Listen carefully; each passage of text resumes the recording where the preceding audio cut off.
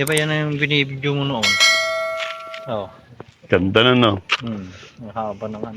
So magandang hapon po. Nandito po ulit tayo sa Sugkong, Pusurubio, Pangasinan. Kung saan po yung pong binidyohan natin noon na naninilaw po na palayan dito po sa Sugkong. Ngayon po nakikita nyo po nagiging berde na po siya unti-unti na po. Nakaisang spray pa lang daw po ito pero mapansin nyo po nakaka-recover na po yung kanya palay. Po, mapapansin nyo naman meron pa rin dilaw-dilaw. Nakakaisang spray pa lang po yung ating pong ka-farmers dito at ngayon po unti-unti na nakaka-recover at nagiging green na lahat. Hanggang doon po yan sa dulo. Bandang gitna makita nyo po na maganda na po yung kulay niya. Ano po? At ito naman po sa likod natin, yung isang binidyohan natin na palabas na yung ohay nun at ganito na po kaganda. Ano po? Anong baray dito? Naggato ka sa hybrid mo. Ito na po yung kanya pong mga bunga. Apo, naglalaman na po siya, nagbubuntes. Ito po yung tinatawag natin na nagbubuntes na po. Ganito na po kaganda. Apo, yung una po natin itong nakita, palabas pa lang. Pero po ngayon, ganito na po kaganda po yung ating pong palay. Apo. Ito po yung alaga ng ating pong Growers Bet 1000 Plus Foliar Fertilizer na ini-spray po dito sa kanyang palayan. So yan po yung alagang Growers Bet 1000 Plus. Kumpara po natin dito sa kabila na hindi po nai-sprayan ng Growers Bet. Ito po itsura niya. Po. At almost nangingitim po. Ganyan na po ang itsura. Ano po? Hindi maganda ang itsura nito. Ang tataas pa ng damo. So, malayong malayo po sa itsura nun sa kabila. At ito po. Ayan po yung comparison ng hindi na-sprayan at na-sprayan.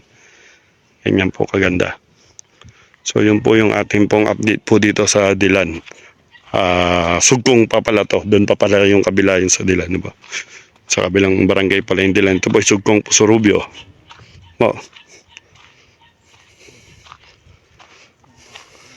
Karale, ang layo ng diferensya dun sa kabila.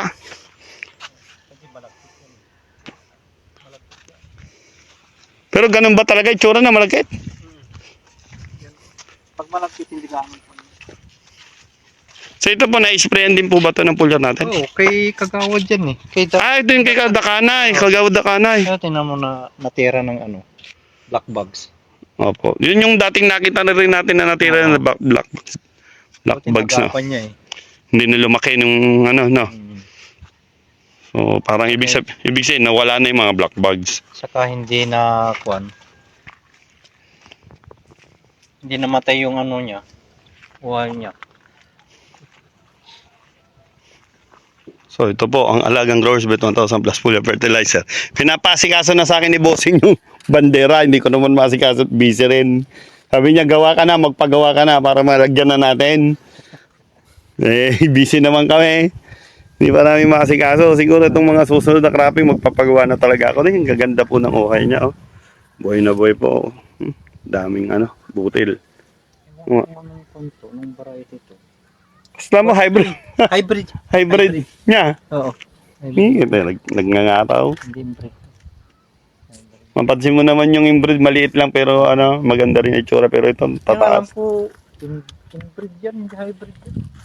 Jai. Pero ba't ganun kataas? Depende ata sa yung mga variety na talagang ganyan. Ito kay Kagawad Dakanay ng Villegas, Surubio. Opo, ito po yung talo niya. Ganyan po kagaganda yung uhay nila. Ano ba? Nataniniti pa rin. So ito po yung update namin para po dito sa Sugkong, Pusurubio. Ngayon pong September 4, 2023. Opo, alauna ng hapon, di pa kami nag-lunch. So sa susunod na update po ulit, babalik po kami dito para malaman natin kung ilan yung aanihin nila dito. Ano po? Yun po yung nadali ng black bugs pero po naagapan ng ating pong foliar at hindi na po lumaki pa yung sira at meron pa rin pong uhay na lumabas at may bunga pa rin po. Ano po? So Hanggang sa susunod na mga update po, kasama natin ating mga kagawad. Kagawad Dolan at kagawad Rolly Goling. Ako, ang ating pong mga marketing assistant, Jari Aquino at Charlie Leponso. At ang inyong pong marketing director, Erickson Sanchez po. Nag-update po para po sa GrowersBet 1000 Plus Pulga Fertilizer. Maraming salamat po. To God be the glory po.